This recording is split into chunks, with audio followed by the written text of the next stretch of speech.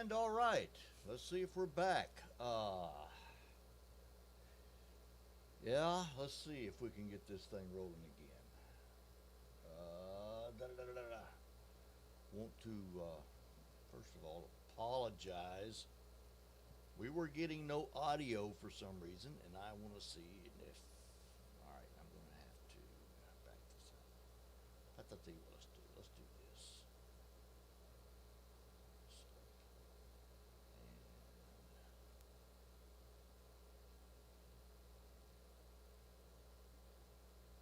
I want to get it. Share this.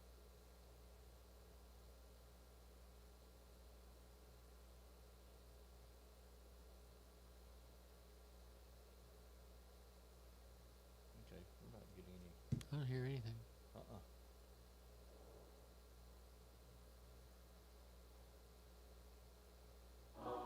No. No.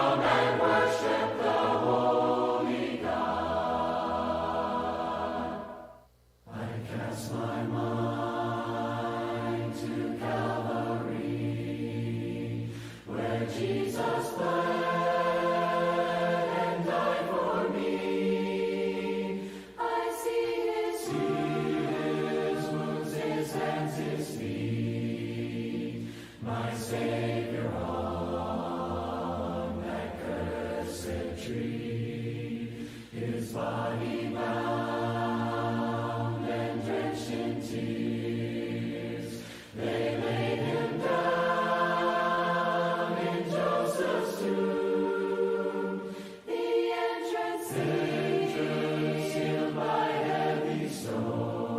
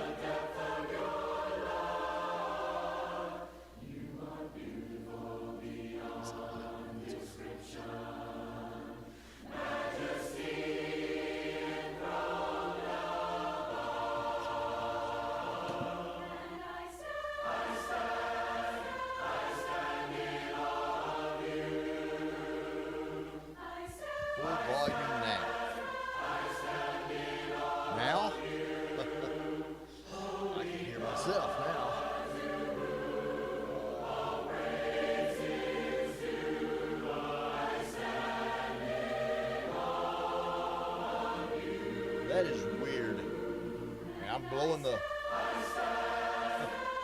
Put a whole meter up on it.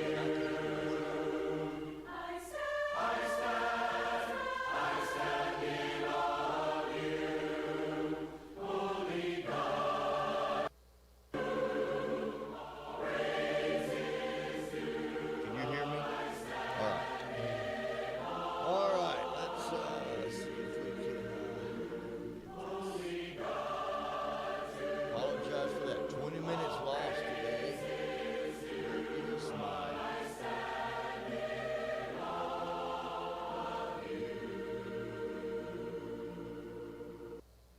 Now, for some reason or another, that's not coming through the same pipe that it's supposed to. I turned this up and down, and it didn't affect it at all. Don, I can hear you, but your music is on. Okay. See if it is now. It shouldn't be because I just turned it off. Hope that you can hear me okay. There we go. Turn that up a little bit more.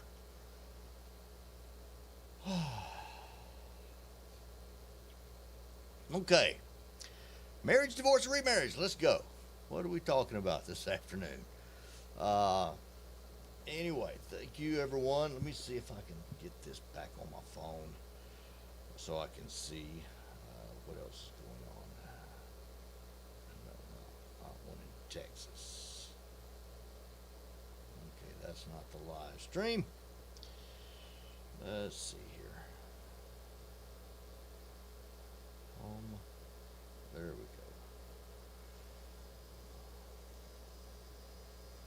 Testing 1, 2, 3, 4. Still not coming over my phone. Testing 1, 2, 3, 4. There it goes. Get a little delay. Okay, I'm coming through now. Thank you, everybody, for being with us. Apologize for all the technical difficulties. I have no idea what happened. Came in, set everything up, everything was working fine, got on the air, nothing. So I had to reboot my computer. We had to start all over again. And that's okay. And then when we got it going again, it's still not working right. It's not working like I got it stood up. I had to readjust a bunch of stuff, come in from a different direction. I sound totally different to myself. And James, I can barely hear you, but you can hear me. Yeah. Okay. And everybody out there can hear me. I can be heard. Okay. Now let's get everybody back that we had before. And to get this party going here. Get this thing started. Does God still hate divorce? I mean, if you were to listen to folks these days, they would say no. In fact, I was, and nobody heard me say it, but I said earlier, the reason why I'm talking about this is because, number one, last week I got an instant message from someone asking about marriage, the role of husbands and wives, and about the subject of divorce and remarriage. And then this morning on Facebook, I saw someone arguing that as long as you give somebody a piece of paper and divorce them, then everything's good. You've done what God commands you to do, right? And what? And I've heard that before. There's a fellow here in Arkansas, actually, that's been teaching that for years. I've offered to debate him publicly. He wants to do it in a written format. He's got all of his stuff already pre-typed. I'm the one that has to do all the work, and that just isn't going to work. I'll debate him publicly, face to face, anytime he wants to. And then you've got this weird thing that someone else, your volume is low. This Facebook user, Brother Ernest. Okay. We're having all kinds of technical difficulties here. I don't know what the deal is. I got the volume on my mics turned all the way up. I'm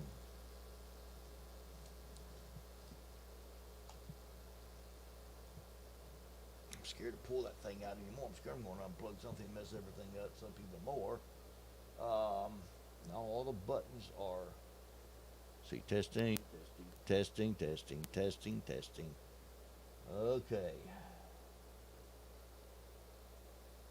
Testing. Go back over here, see if I can. Testing. Well, that says plenty of audio there, James. It's coming out. It's coming out. Okay, we're gonna keep going. Some say it sounds fine now, so we're gonna go. Carl says good. Okay. Anyway, there's a bunch of ideas. This one guy this morning called me and suggested that he had been contacted by somebody and making the argument that an adulterous marriage, you can marry, divorce, and remarriage, and remarry. I'm a little flustered. Sorry. Please excuse me. All this technical difficulties got my brain a little scattered. But he says you could remarry, and yes, you may commit adultery, but it's not an ongoing thing. It's not about the relationship. There's no such thing as an adulterous marriage. So he said, and as long as you got a divorce, then you're fine. What? We were talking earlier when nobody could hear us. You could go out and murder somebody, and after you pull the trigger, you're no longer shooting the gun at the guy. You're no longer a murderer. As long as you stop murdering him, you're no longer a murderer. Really? It doesn't work that way. Okay? It doesn't work that way. So, let's talk about this. Does God still hate divorce? One of my things is missing here. There we go. All right. Let's get into this. First of all, we live in a society where marriage is under assault, right? I mean, you've got a lot of people that's been married, divorced, and remarried several times. We live in a culture that has come to disdain marriage. I mean, you have a situation right now where there are fewer people getting married, more people living together outside of marriage, and thinking that's the way it ought to be. There has been an attack on the home for decades, and they have made great, and I should say terrible, inroads into their goal of destroying the nuclear family and the home as God designed it. Many people just don't put much thought into the home. God designed the family. It is God's institution, and we need to recognize the seriousness of it. If you want to, in fact, trace back the source, the cause of all of our troubles in our country, in our society, in the world, I guess you could say, first and foremost, it's the lack of belief and trust in God. Lack of reverence for God. You'd be right. That'd be the source. But, okay, where does all of that become instilled into society? That goes to the home. And if the home falls, my friend, everything else falls. There's the root of our problem in society today. So we need to think about what the scriptures teach about this. Let's see. Ernest says, God hates divorce of those he put together, not those that put themselves together. Can we say that? Yes. This Facebook user is Lori White. I have a question on marriage, divorce, remarriage. This is not a hypothetical, but a real situation. If a person A marries person B, and person B has been divorced and claimed it was a scriptural divorce, but later when person B divorces person A, it is discovered that person B had no right to divorce or remarry. Where does that put person A? Okay, that's a good question, and it's going to take some, I think, just sound reasoning and putting pieces together. And once you get all the pieces together, I think that we can come to a conclusion. And that conclusion would be, if person A was unscripturally married to person B to begin with, person A was never literally actually married to person B in God's sight. So person A was unscripturally married, and if person A had the right to marry person B, and person B lied to person A was never in a binding scriptural marriage. So if that relationship is stopped, then person A would be free to marry. Hope that answers the question. Yeah, that kind of goes to the point that the previous comment made about not who we join together, but who God joins together. God would not have joined together. That's right. Person A with person B in that situation. Yeah. So they were never married in the sight of God. They were just married in the sight of men. And what God joins together, let not man put asunder. Right? Did God put them together? God does not put two people together who do not have the right to be together. Yeah, and it would be adultery in that case. Mm-hmm. This is a personal and emotional subject, and like Lori says, this is no hypothetical situation. People are in real messes out there. They have made choices that have gotten them into unscriptural marriages, and how do you deal with that? Men have tried to come along with several ideas, like we were talking about Robert Waters and his ideas. As long as you have a piece of paper, you're fine. You're good to go. You can remarry as many times as you want to, as long as you divorce according to the law, right? According to the scripture. Wait a minute, that's the problem. Why did Moses command the people to do what they were doing as far as writing a bill of divorcement? Because of the hardness of their hearts. We'll talk about Matthew 19 and Deuteronomy 24. Put those into context and discuss that a little bit. But this is a personal and emotional subject, and people are in real messes. It's a controversial subject. There are people who disagree. Why do they disagree? Is it because God's law is so difficult to understand? Is that the issue?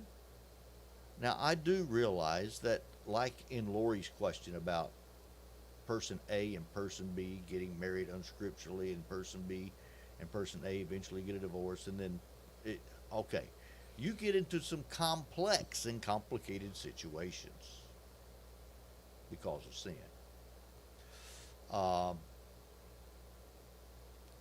Now we're trying to figure out what to do about those situations, and that's where also a lot of controversy may come in. People may not agree with the applications of the truth we find in Scripture, but we still need to stick to what the Scriptures say. Okay, this is a very, very, very, very important subject, and it's a subject that a lot of people are going back to point number 2, a controversial subject. Listen, it is a controversial subject in the mind of many because, as Facebook user just said, it comes from feelings and not truth. And we get ourselves into messes, and then we try to get out of that mess, but we try to get out of it through human reasoning, human wisdom, instead of applying the Scripture. And we just make matters worse. And this is a subject that is hard for people to accept. And once you get yourself in a bind, the solution that we find in Scripture is not very popular. Yeah, even Jesus' own disciples talked about right. what Jesus taught about marriage was like, well, then who then could be married, you know? Right. It's better not to marry. That was their view, and by and large, that would be the safe thing to do in a lot of cases. That's exactly the point. People don't want to hear that. So let's establish these truths. Okay, marriage. First of all, marriage is a divine institution and governed by the laws of God, not by us, not by what we want, but by the law of God. Um, Facebook user says, shouldn't we be looking at marriage the way Christ views his marriage with the church? How many times will he divorce his bride, the individual Christian, and marry another, meaning change who he desires? He married the church. The church is his bride. Yeah, not the individual Christian. Yeah, he married, the church is his bride. And he's not going to cheat on his wife. He's not going to put the church away and then come up with another idea. And of course, marriage is to be the picture of Christ and his church. That's something else we need to understand. And Christ is not a polygamist. That's right. Marriage, according to God's law, is to be a lifelong union between one man and one woman. This is the original pattern. This is the pattern that Jesus calls us back to. This is God's will. Okay, one man, one woman, for life. That's the rule. Okay? We say, well, what about the exception in Matthew 19? Okay. Exceptions to rules do not set aside the rule. They are exceptions to the rule. And in the case of marriage, there is but one exception to the rule. One. Now, one man, one woman for life is the rule. There is one exception.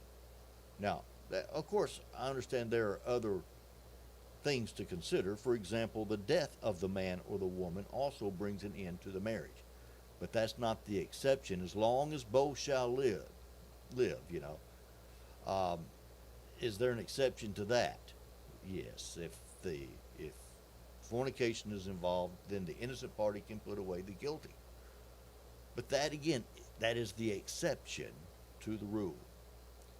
And when you talk about divorce itself, because that's where we're going to start off on our focus today, divorce itself is wrong in the eyes of God. It is sin.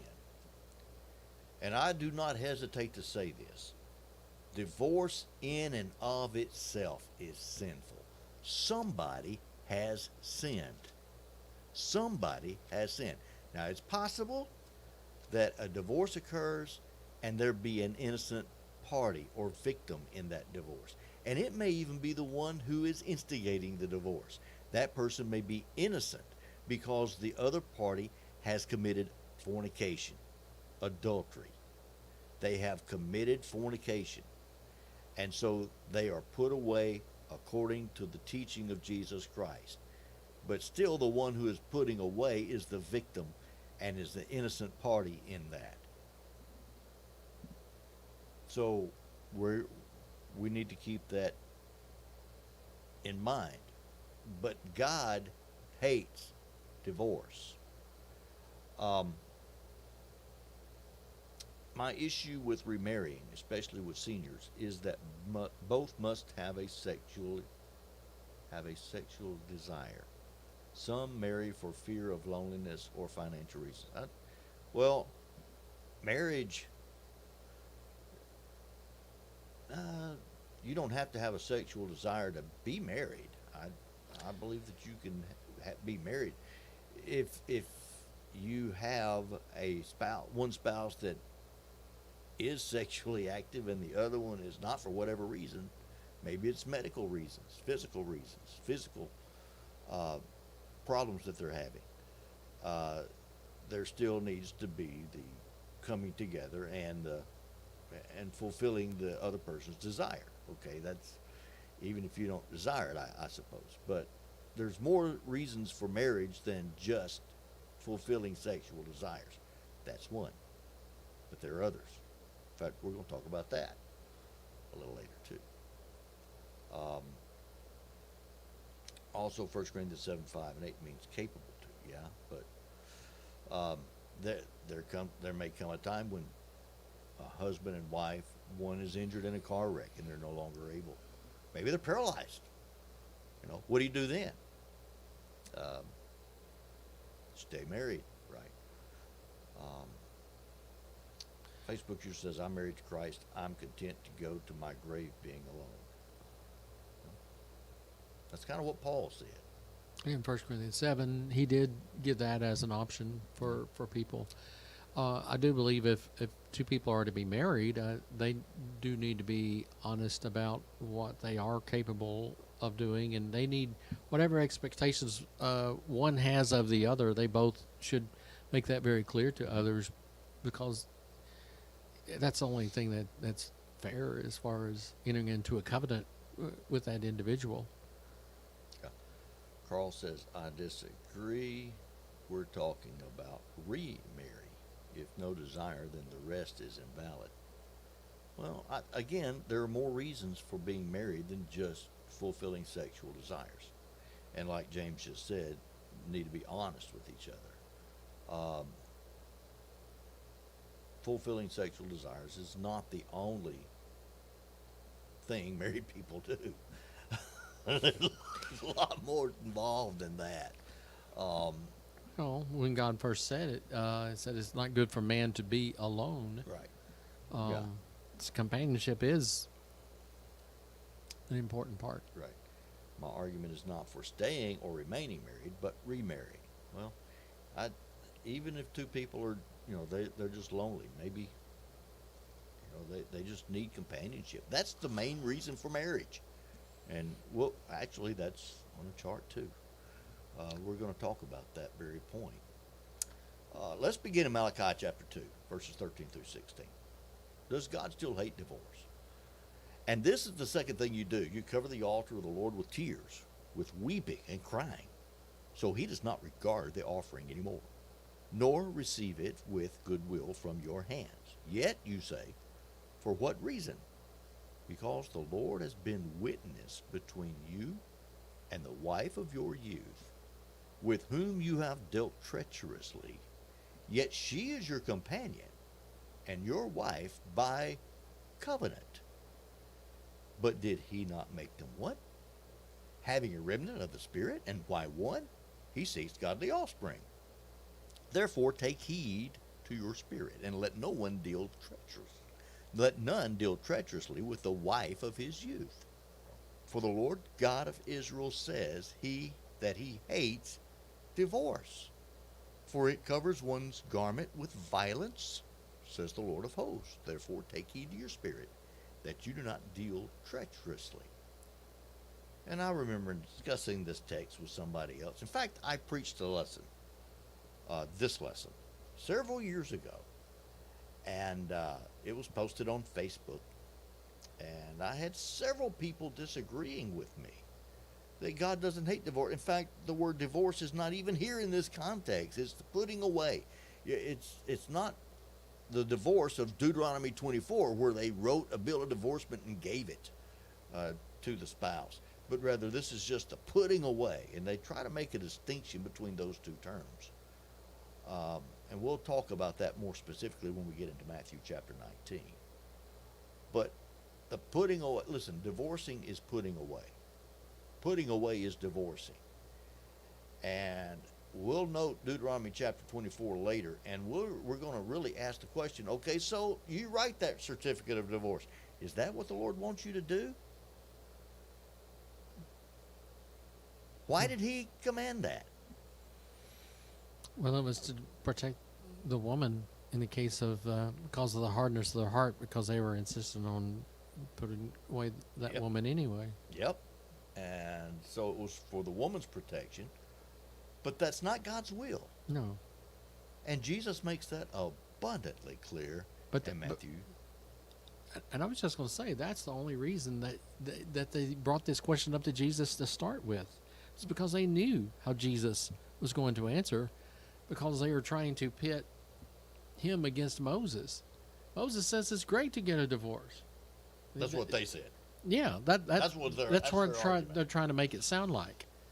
And so Jesus is against Moses. And that's how they're trying to put him in a box. And so Jesus goes directly to God's original plan. And that's how we know God hates divorce, even if Malachi wasn't there. Right. We have a call.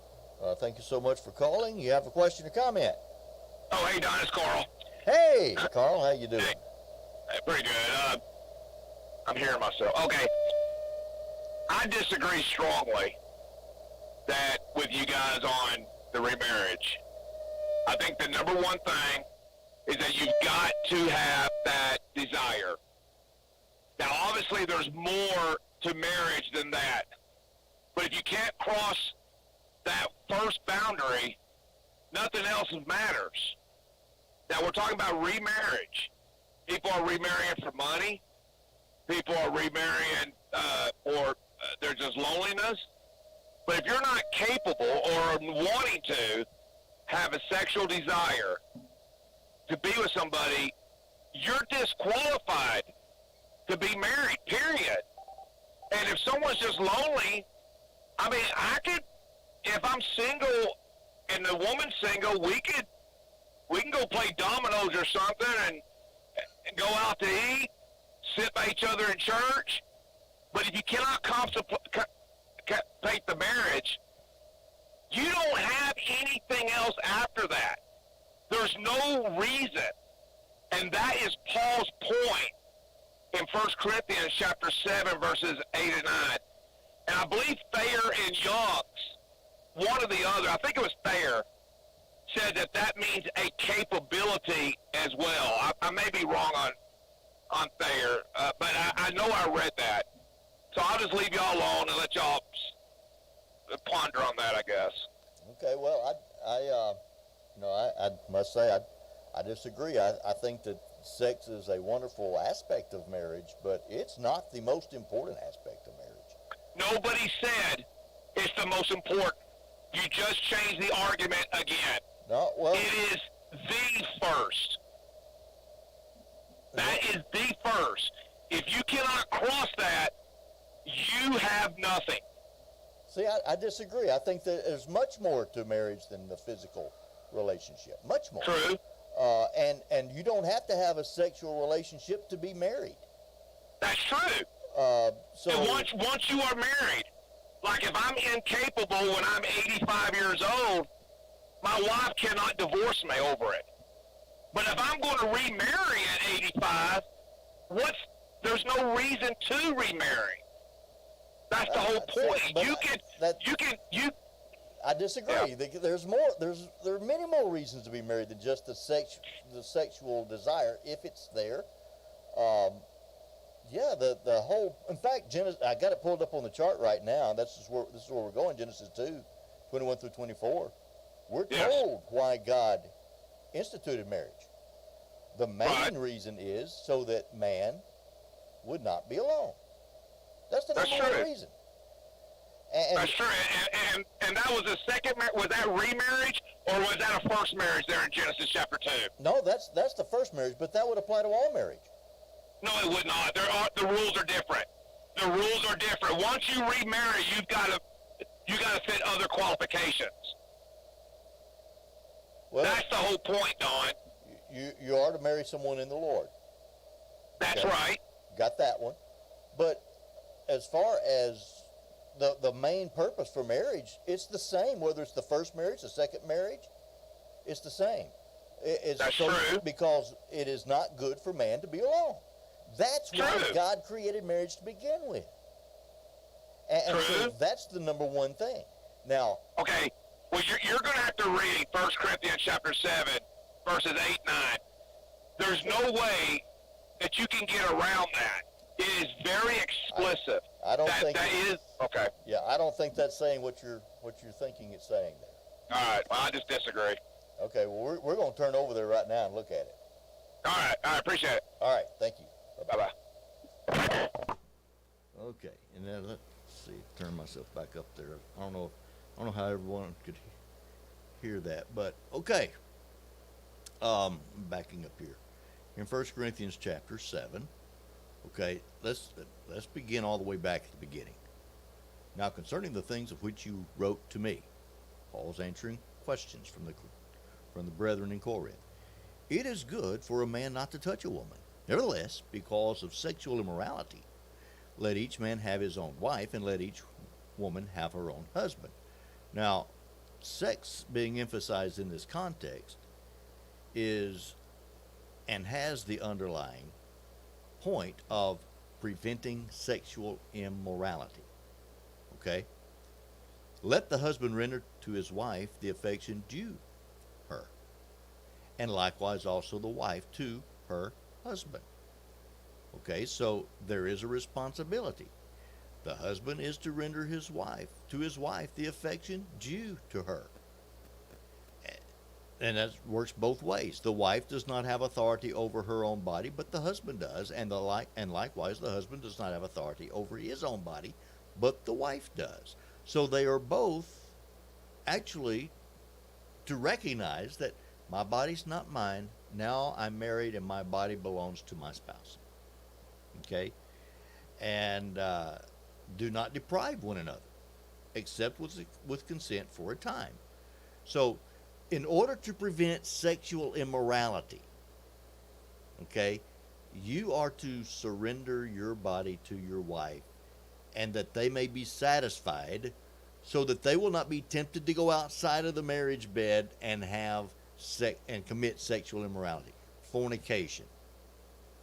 Okay, that's the main purpose for this instruction in Matthew chapter 7. Do not deprive one another except with consent for a time. Okay, so you fulfill one another's desires. And there's one exception to that, if you give yourself to fasting and prayer. But that's only temporary.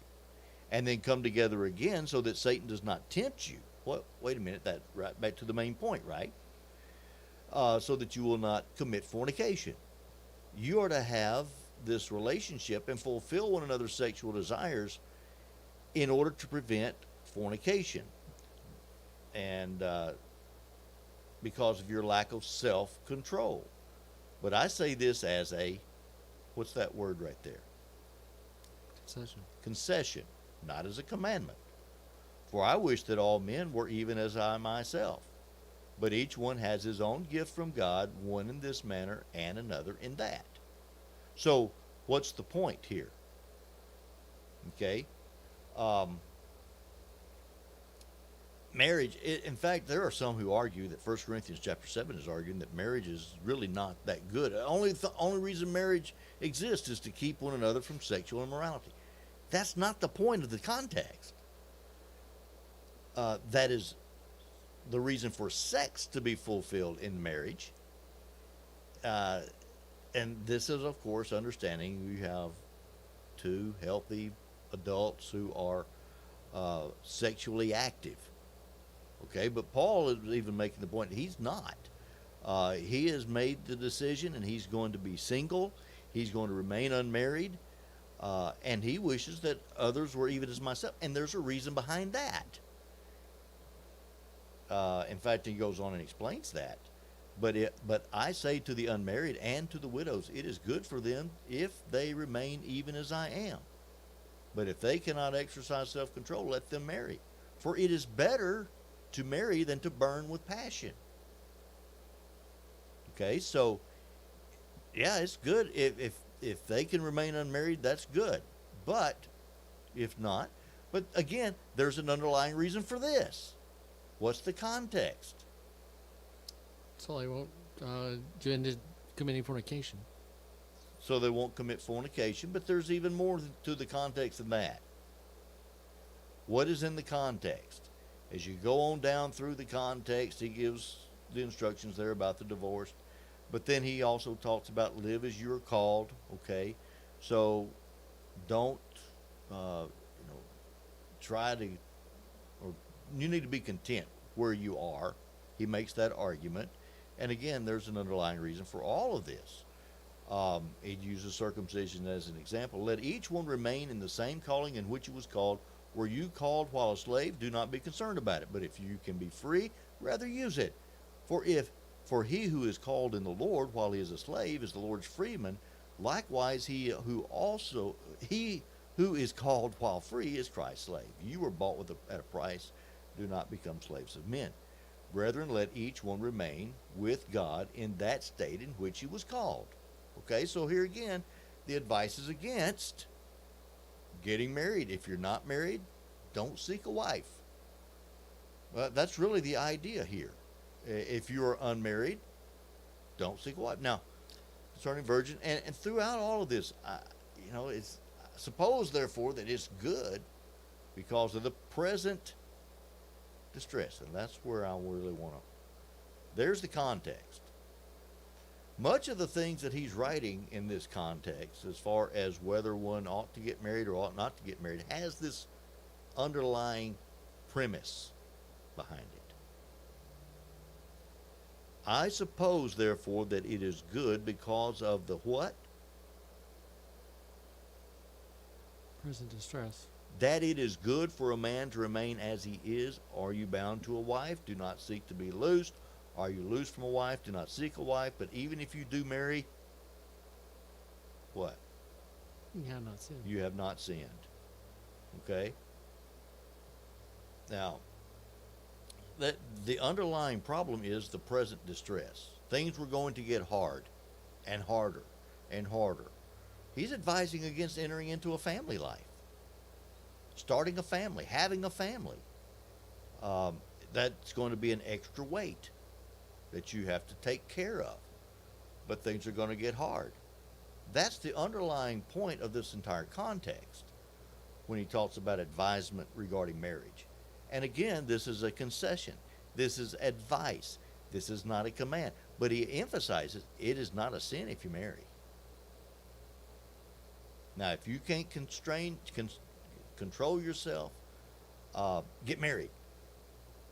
But otherwise, it's better if you're not. That's his argument. Am I missing something here, James?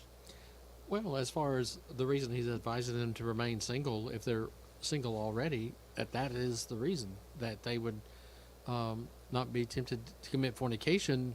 If that desire is so strong that it's a struggle, then they are not doing wrong to get married for that reason. That's what he's talking about here in this chapter.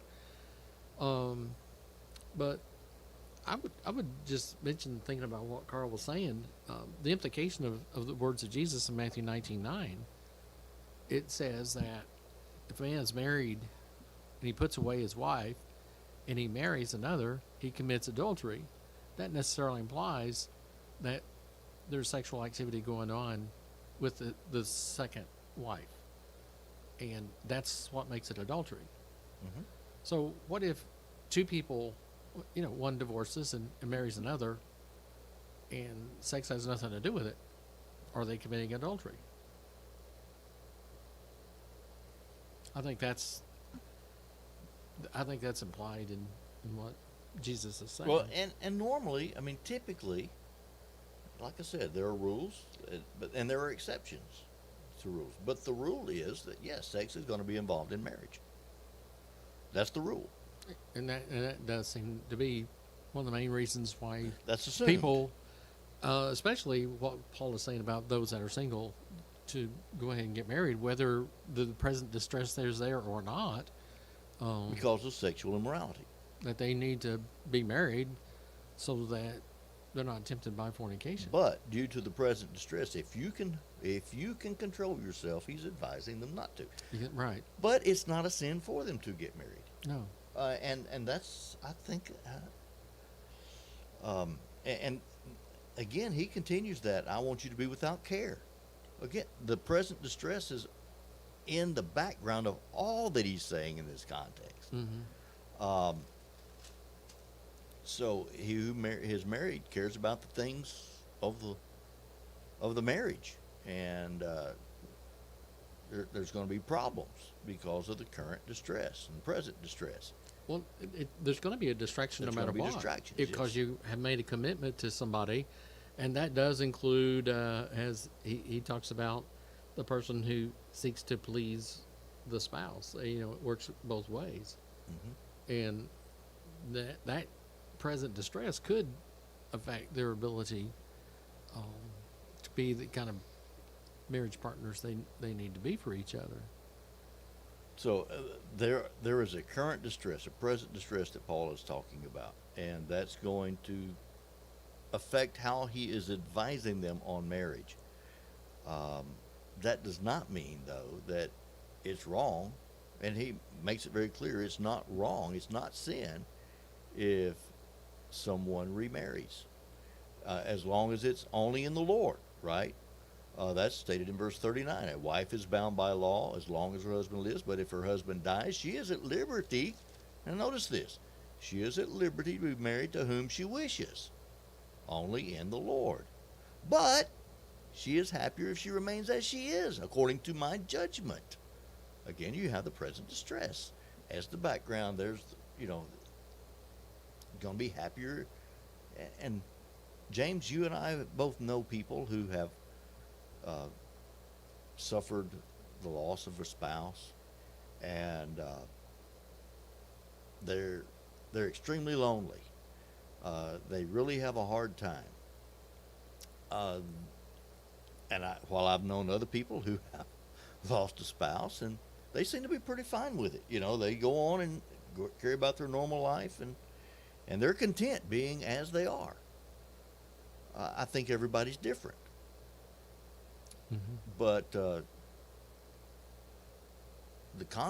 sexually consummate the marriage, I don't know that that's a requirement. I don't know that that's something that's demanded or required if the people are incapable of doing that.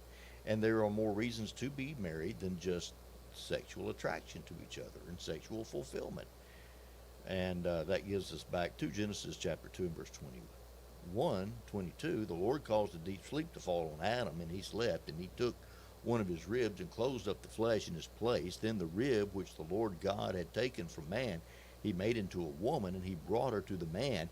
And Adam said, this is now bone of my bones and flesh of my flesh. She shall be called woman, because she was taken out of man. Therefore a man shall leave his father and mother and be joined to his wife, and they shall become one flesh. Now, going back before this statement, you've got the statement by God. He looks and he recognizes it's not good that man be alone. He instituted marriage for companionship. That's why it exists. But here in verse 24, it does say they shall become one flesh. And that's definitely talking about the sexual union. Yeah. So it is part of it. To answer James's question, yes, it is still adultery. Oh, I think that was the question about if you marry and they don't have sexual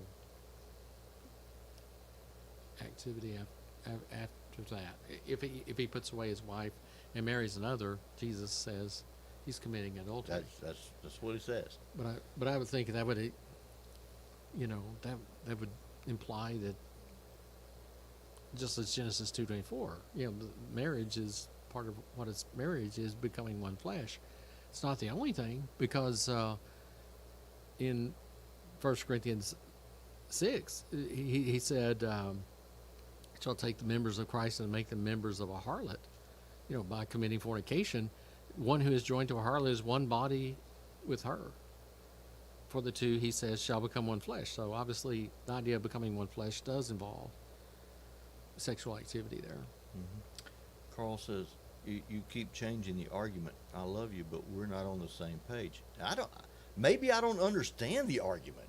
I don't know. I mean, it seems to me like you're saying if two people get married and they are not, one of them is not able to enter into a sexual relationship, then they can't get married. That seems to be what I think you're saying.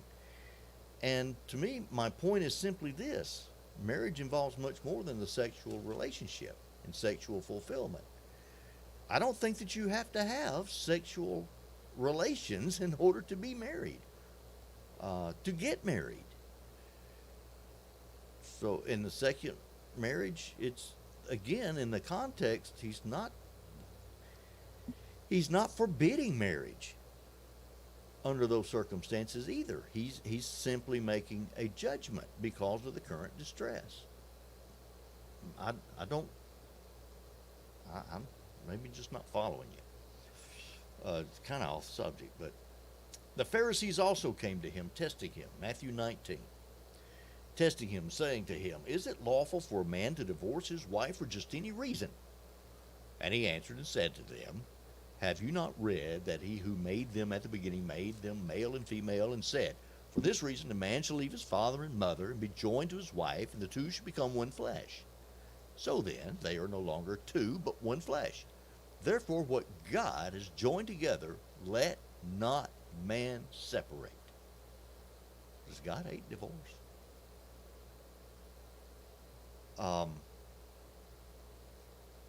These people were making an argument, okay, that, hey, if you write them a certificate of divorce, you can divorce them. Put them away. And you're good to go. Jesus says, no. The question was, is it lawful to get a divorce for any cause? What was Jesus' answer? Well, he never answered. Question yes or no, whenever he could have done that, but rather he just goes back to the original plan that God had, which was, to quote Genesis 1 and Genesis 2:24. And that should be sufficient to make the answer clear. And that's why they were ready with the question, because they knew basically what Jesus was going to do, which was, why then did God give Moses command to give a certificate of divorce to put her away? When it comes to marriage, we need to remember it's a covenant, and a covenant is entered into by two people who make a commitment. They make these promises, vows is what we call them. And if we make a vow, we need to keep it. And even in the case of Joshua and the Israelites, they were told by God to utterly destroy the Canaanites. Well, the Gibeonites, they cooked up the plan to make it sound like they came from far away, and they had heard about God, and they wanted to make a covenant with them. And it turned out they were the next people on the list to be targeted for attack. And so they were going to be attacked by the southern cities, and so they had to keep their promise to protect them. It was not a covenant they were supposed to make. Moses had made that clear. God made it clear through Moses. You're not to make any covenants with them. They did. Well, because they made that covenant, it had to be respected. So they became the servants of Israel, for years and years. But Saul took it upon himself to kill some. And when that happened, there came a plague in the time of David, and the only way to rectify that was, God still honored that, even though that was not the wise thing to do, and it was contrary to his plan, to make that deal because they had made an oath to the Gibeonites. And that's how important an oath is, and why it talks about, the wife that is the wife of your youth in that covenant that is made. To just throw them out like trash or something is what God is talking about in Matthew or Malachi 2, as being how you're dealing with them treacherously. Well, but I'd argue that, okay, and we gotta get bogged down in all the details. And here's the point: when it comes to divorce, there is no such thing as divorce where there is not sin involved. Right. There is no such thing as divorce where somebody's not hurt. I don't care how amicable you may have it. Mm-hmm. There's going to be harm done. Okay? There's no way around that. And I think that sometimes we miss the big picture, and we fail to understand that not only, yes, you're breaking vows. Yes, you're technically sinning against God in this way. Do we truly understand why God hates divorce? It's because, yes, it hurts people. But it doesn't just even hurt the one that's put away. It hurts the children. It hurts the parents. It hurts society. It hurts everybody involved.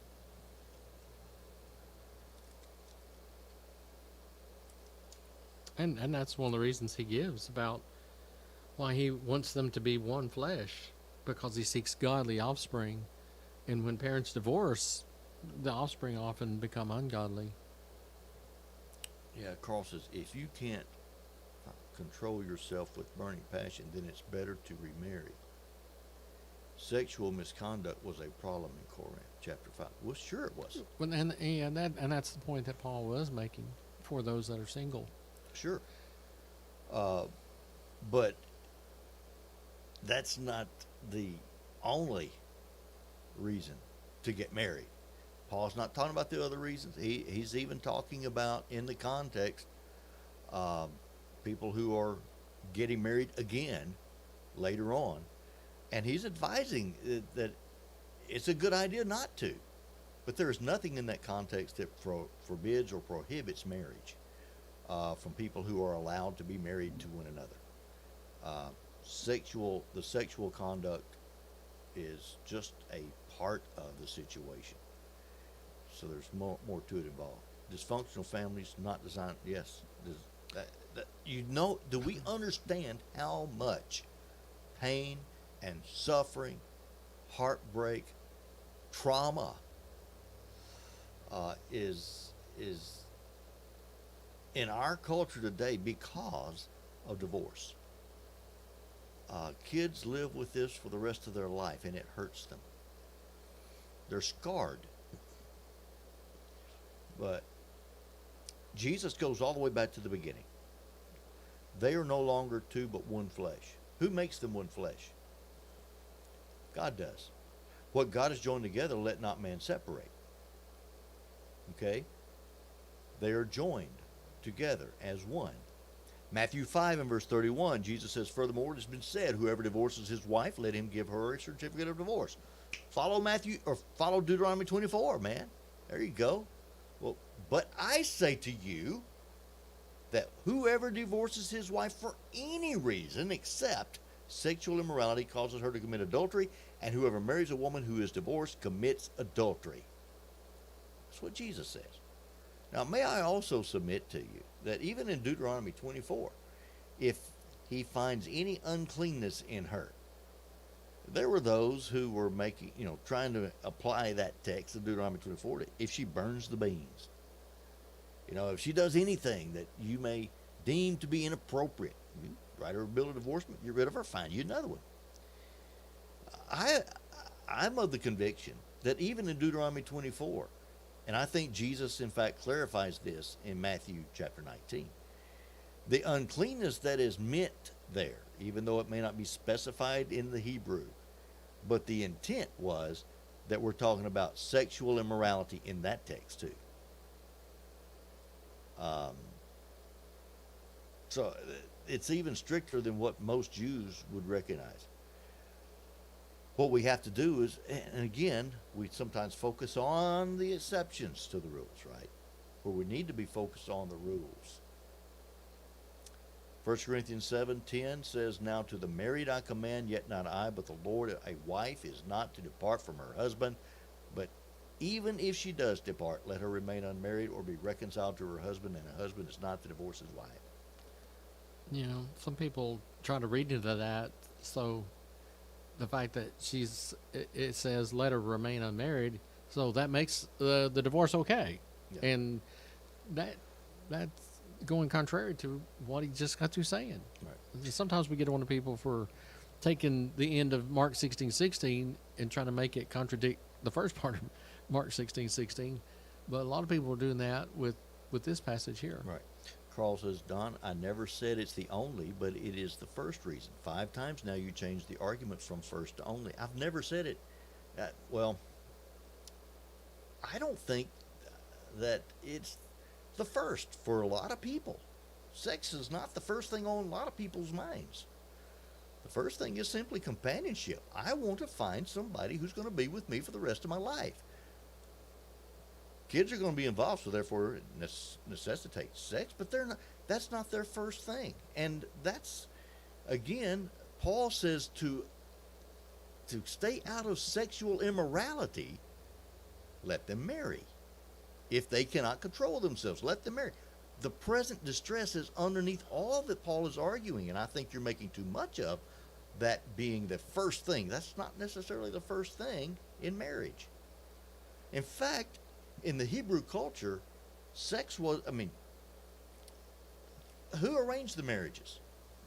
How did marriages come about? Joe or Joseph, be more Hebrew correct, right? Um, he's got he's got a son, and he knows that his next door neighbor Zachariah has got a really fine looking daughter. So he goes and he starts planning the marriage of his son and Zechariah's daughter. So he gets up a bunch of cows and sheep and donkeys and goes over there and makes a deal for Zechariah's daughter. And they get married. And again, it's sex is going to be involved. It's understood. But that's not the primary thing. That's not the first reason for marriage. That's not the first cause for marriage. That is my point. And I don't know. I don't know if I can make it any clearer than that. But divorce, and we're kind of getting off track, aren't we? Divorce is what we're talking about. Divorce is wrong, except for one reason.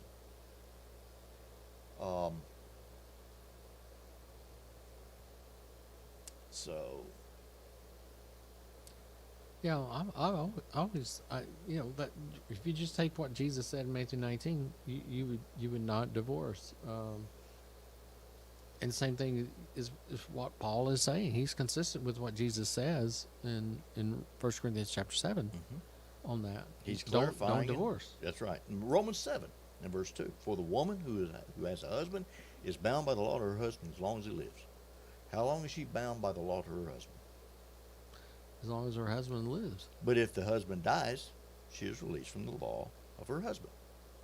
Okay? So then, if while her husband lives, she marries another man, she will be called an adulteress. And that goes back to the question that was asked earlier. And Lee's statement, that's what she's called. She is called an adulteress. Because she's committing adultery. That's what Jesus said. Exactly right. But if her husband dies, she is free from that law, so that she is no adulteress, though she has married another man. So the bond is continuing to exist. Even if the two people are divorced, they're separated, he puts her away, throws her out of the house, writes her a bill of divorcement, whatever. She goes off and she marries another man. What is she? An adulteress. That's what she is. And she's that adulteress as long as her husband lives, as long as she's married to that other man. That's what it says. Matthew 19 and verse 9, and I say to you, whoever divorces his wife except for sexual immorality and marries another commits adultery, and whoever marries her who is divorced commits adultery. Yeah, and he said that as well in Matthew 5 about, whoever marries her that is put away is committing adultery because she's committing adultery with him. Didn't God demand divorce of his people at one point? Yes. Yes, Ezra commanded the people to put away their heathen wives. Because that was an unlawful marriage. That's right. They were commanded not to marry them, and it was an unlawful marriage, and he commanded that they put them away. So if somebody divorces and remarries, that's an unlawful marriage. They're committing adultery. And they're to divorce in that situation. Because that's also an unlawful divorce, even if there's children involved. A lot of times we focus on divorce itself, and is it wrong? We're trying to justify our actions. We're trying to justify the way that we treat other people, and it just didn't work out right. I fell out of love, and I just can't make it work with this person anymore. And we can go on and on making excuses for why our marriage fell apart, why we failed. But listen, there are reasons why divorce is sinful, besides just the fact that it's putting away somebody that God joined you with. Yes, the violation of the oath, the covenant. Okay, that's wrong. God says it's an act of treachery. Well, why is it an act of treachery?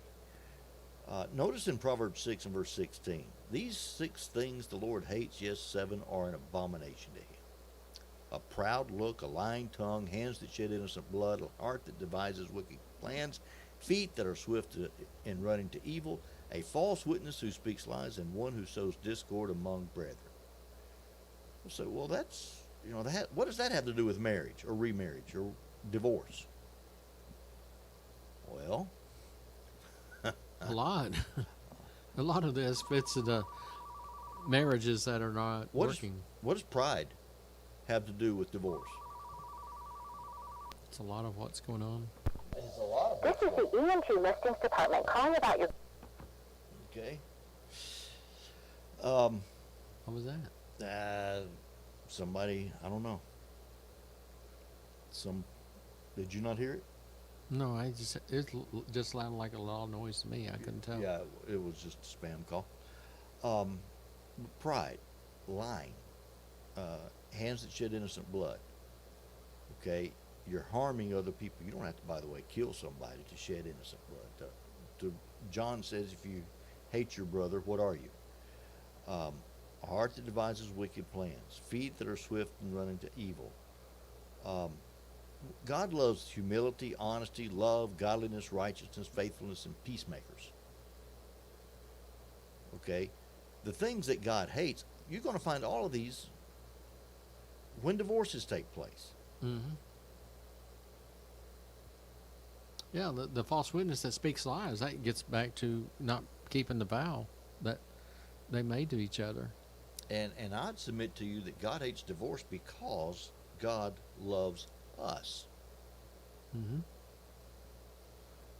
And let's see. And God knows the damage that divorce would cause us spiritually and emotionally and many other ways.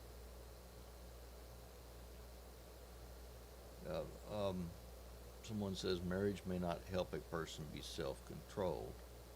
Well, maybe not in and of itself, but if the husband and wife are fulfilling their duties and responsibilities, it will help them seek to be fulfilled in other places. That's the whole point. A remarriage does not put self-discipline in anyone. One partly suffers more when another lacks self-control. Ammon had burning passion and problems. Yeah, and if he had been married and he was fulfilling his duties and responsibilities to his wife, things would have been different. Don, what if a man divorces his wife, not for adultery? She wanted the divorce, and he remarries later. He found out she committed adultery. What state is he in? He didn't put her away for fornication. If he puts his wife away for some reason other than fornication, for sexual immorality, and he marries another, what is he? He finds out later that she had committed it. So now all this is after. It's amazing how many things we can dig up after the fact if we just keep digging and keep looking for them. And again, this is just getting ourselves in all kinds of a mess. Every time all of the things that we're looking for, and I do have compassion and pity because people have gotten themselves in all these conditions and circumstances, and it's like a tangled web that we weave. Right now we're trying to get it untangled, and I'll say to you, it's not as easy to untangle as we might hope and desire it to be. I mean, that's like a person who, is baptized for remission of sins, or, and he's baptized for some other reason. You can't really change the reason later for something you did before. Right. That's a good parallel. You can't go back and, I was baptized because of an outward sign of an inward grace, because I was already saved. I believed Jesus is the Son of God, so I'm saved. And a few months later, I was baptized as an outward sign of an inward grace. So won't my baptism hold up? Isn't that good enough? And, I'd say, why were you baptized? Or why did you get a divorce? There's something wrong in what you did to begin with. And that's what we have to reckon with. where I really did want to get to this afternoon is starting right now. Okay? Sin is involved in every divorce. And why do I say that? Well, there's Ecclesiastes 5:1-6. It's better to not to vow than to vow and not to pay. Okay? God holds us to our word. Yeah, and that's why I brought up the example of Joshua and the Israelites. They made a vow, and it was contrary to God's will, but still, there were consequences when they broke it. Yeah. And the other passages we have read, when you took your vows, what did you say? I, Don, take thee, Denise, to be my wedded wife, to have and to hold from this day forward for richer or poorer, in sickness and in health, to love and to cherish till in death we do part. Okay, that's what I said. Now, 20 years down the road, I'd changed my mind. Does God hold me accountable for that? Sure. Yeah, you made a vow, and it is till you death you part. And though we may think up lots of problems, we have seen the only reason for divorce. This teaches us that we ought, before we get married, because marriage is permanent, God has joined you together, and that is all there is to it. Let us take marriage seriously and sin of divorce seriously. I agree. Yeah, and one of the other things in Matthew 5 was not only the danger of when we divorce, the harm to ourselves, but we put our spouse in that position of...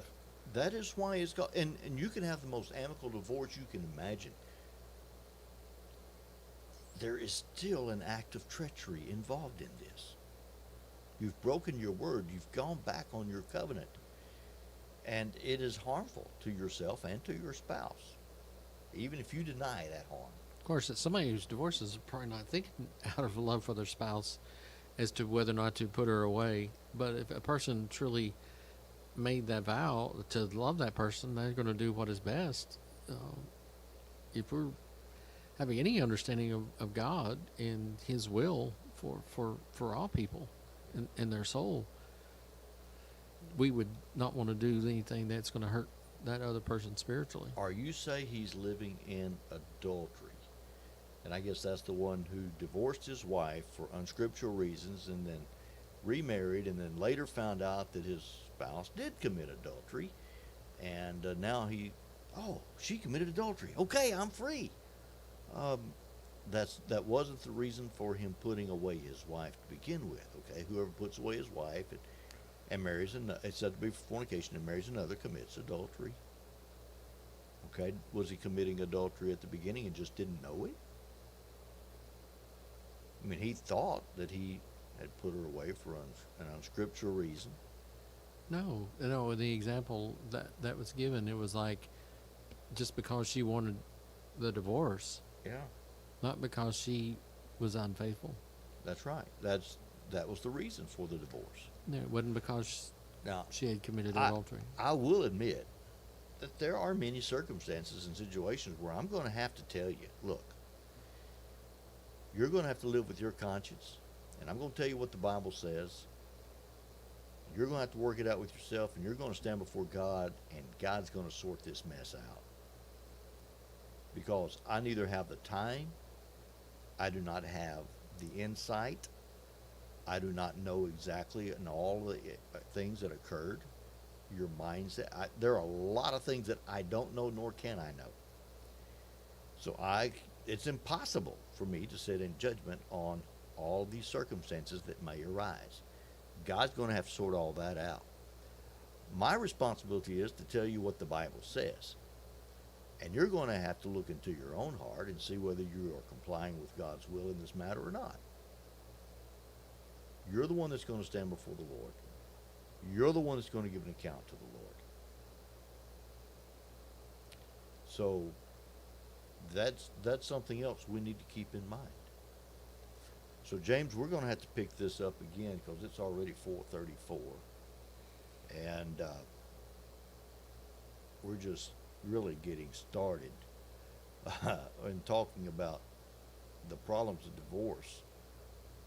Tell you what, let's just go ahead and finish up this section right here, and I want to make these points regarding divorce.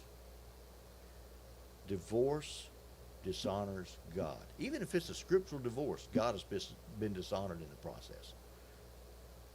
The guilty spouse has dishonored God, and thus dishonored the marriage and dishonored God's institution.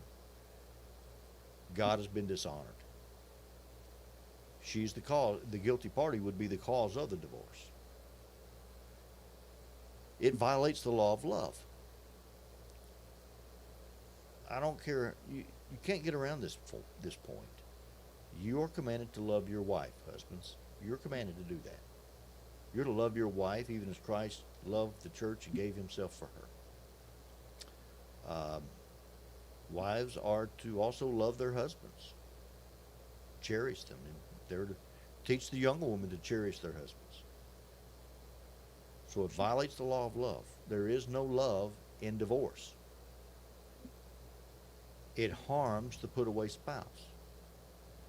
If a spouse is put away unscripturally, that spouse is now vulnerable, and you put them in a terrible position and causing them to sin. It harms you.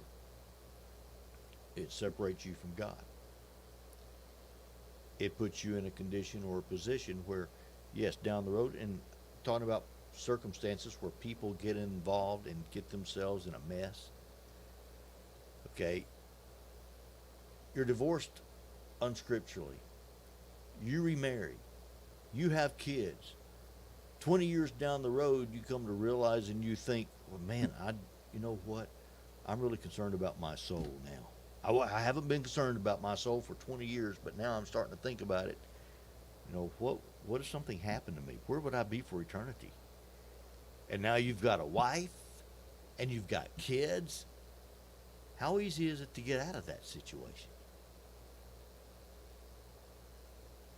Not just is it sin, and not just does it separate you from God, it puts you on a path to where it's going to be very difficult for you to get out of the mess that you've put yourself into. That's why it is so important up front to know the seriousness of marriage. And every person that's getting married, if I have the privilege of trying to help them, I emphasize this point. You better understand what you're getting into. There are no outs here. You are going to be with this person for the rest of your life. You need to understand that.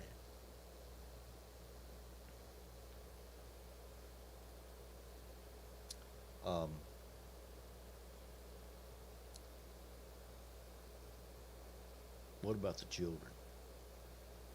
Man and woman's married, they have children. They fall out of love. They can't stand to be around each other, so they get a divorce. Those children are scarred for the rest of their life. There's no way around that. I have sadly been in situations where I am counseling, I'm trying to talk with people who are determined to get a divorce. And they think it's going to be easier. You know, just get a divorce, get this over with. You know, I'll pay child support. I'll do whatever, whatever. We split custody of the kids. You don't know what you're doing. You really don't. You do not know how hard it's going to be. You need to listen to somebody who's got some reasoning about them. You need to stop and think about what you're doing. Think about your children, for goodness sake. And not just your children, but then after them. I mean, you're going to scar your children. You're putting their soul in jeopardy. And then you're putting their children and your grandchildren in jeopardy, or on down the line. Society as a whole. when the family breaks down, what happens to society? It disintegrates.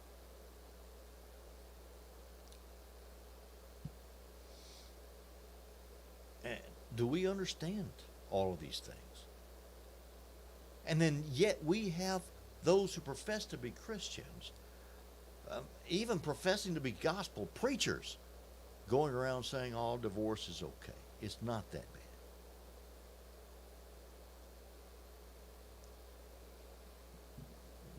I tell you what, I've been, the more I think about this and I see the effect that it's had on people, on their children, on their family. If there's ever been a time when I wanted to just slap somebody, I've been there. They don't get it. They're trying to defend divorce. That's not sinful. Doesn't really, look, everybody does it. As Facebook user says, they scar the children for a lifetime. And it affects them and further generations. We just don't understand the harm that it does. So, okay, and this is where we're going to go on Wednesday. What's the purpose of marriage? The number one purpose for marriage is companionship. Genesis 2:18, Proverbs 2:17, Malachi 2:14, 1 Peter 3:7. Companionship. Walking the spiritual walk. Trying to get to heaven together. That's the number one reason for marriage. Happiness to prevent sexual immorality. I put that actually as number 3. To produce godly families. Well, God said in Genesis 1 to populate the earth. Yep. So that could be number 1. Yeah, well, but when he... But in Genesis 2, is it good he said, for man? Right. It is not good that man be alone. Yeah, that had to do with companionship. So we're going to talk about these things on Wednesday afternoon. I do thank you very much, everybody, for being with us today. Appreciate it. And just kind of going back over some of the comments. Separation is painful. Jesus cried, "Why have you forsaken me?" And that there's no such thing as divorce. I mean, without sin. I can't say that enough. And people just want to, they water it down to the point, and try to get around and justify what they've done and what other people have done. Yeah. It's not gonna, doesn't hold scriptural water, my friends. It just doesn't. That last comment reminds me of, again, Genesis 2:24, where there's a oneness in spirit that is reflected in a oneness of flesh that produced godly offspring. That was God's plan. And so the family was to be God's school for relationships. And of course, now that people all sinned, the church is his hospital for relationships. And so we need to turn to God for healing. Exactly. And how do you get out of it? The answer, God's solutions aren't easy. Yeah. I think 1 Corinthians 7, Paul talks about that. Let him remain unmarried or be reconciled to his wife. He's got 2 options. So we'll talk about those things too. Lord willing, we'll talk about this again on Monday or Wednesday afternoon. Thank you, everybody. We'll see you then. If you have any questions or comments, just go ahead and post them. And we'll see you on Wednesday. Thank you very much. I apologize for the difficulties again, but hopefully everything will be working on Wednesday.